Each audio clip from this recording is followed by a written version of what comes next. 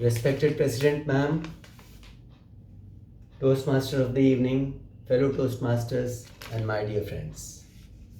I wanted to talk and give you a solution on the worry problems of life. But before that, I'll ask you a question. How many of you have faced serious worry problems in life? What I mean is, how many of you have encountered a situation where you were overwhelmed by serious worries? Kindly raise your hands. Okay. It's good to note that I'm not the only one who has faced worry issues, and most of us have faced serious worry issues in life. By my today's talk, I'll try to give you a solution. Let me start with a real life story. You all must have heard of Carrier Air Conditioning. It's one of the most respectable and reputable names in the industry. The founder of Carrier Air Conditioning, Mr. Willis H. Carrier, is considered as the inventor of modern air conditioning. In his early career, he was employed with a construction company, an engineering construction company, and he was in charge of a project for improvement of gas quality with a very important client. Midway through the project, he came across a situation where he realized that the project will not be able to achieve its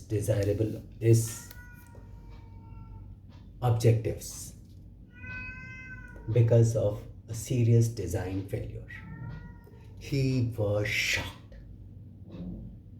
He was shocked beyond belief and so worried that he could not sleep for several days at a stretch. He could hardly eat. His mind was not working. He was very worried. Under this situation, he had really become standstill.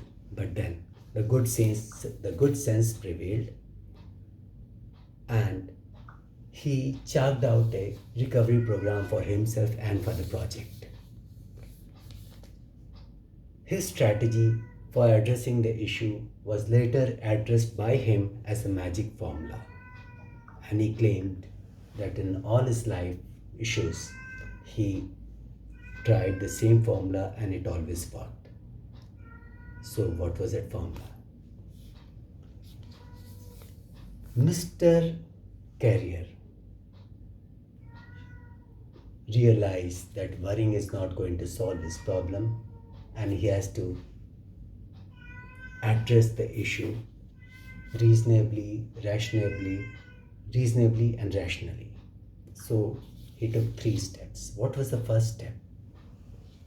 He analyzed the problem and he tried to figure out what's the worst which can happen. The worst was the company may lose its entire investment of $20,000, and considering that it was the late part of the 19th century, in today's term, the $20,000 of that period is equivalent to $20 million of today. So that was one thing which could happen. And the second, Mr. Carrier might lose his job, but for sure he won't be shot or he won't be jailed. So that was the step 1, where he identified what's the worst which can happen. What was the step 2? Step 2 was accepting the situation, accepting the worst potential consequences. Well, if he loses the job, there are other jobs in the market, he can try and secure them. Coming to the company, coming to his employers, this, considering that it was a new technology project, the employers could always write off this loss in the research and development account as a failed experiment. That gave him the relief. And after days, he had a good sleep. And then, what was the third step? His mind was calm and cool.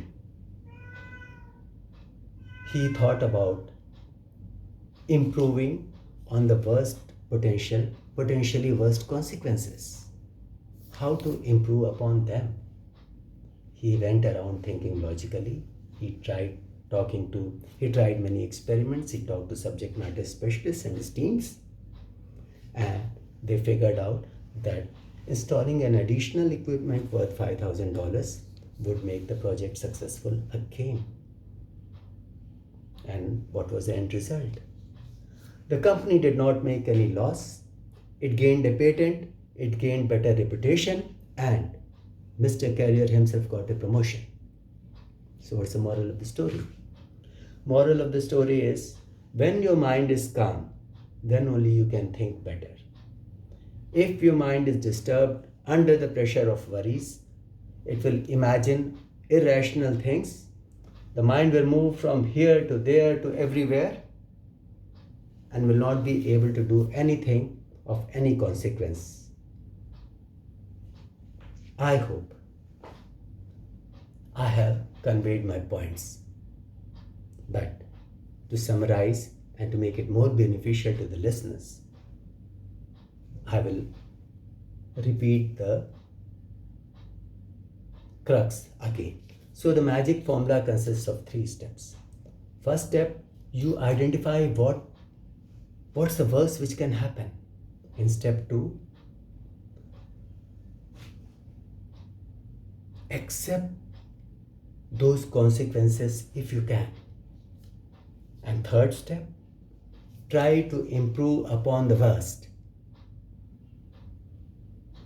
My friends, as simple as it may sound, it has helped thousands of people. So does Dale Carnegie claim in his book, How to Control Worries. And I hope this will help us as well. With this, I conclude. Over to you, Toastmaster of the evening.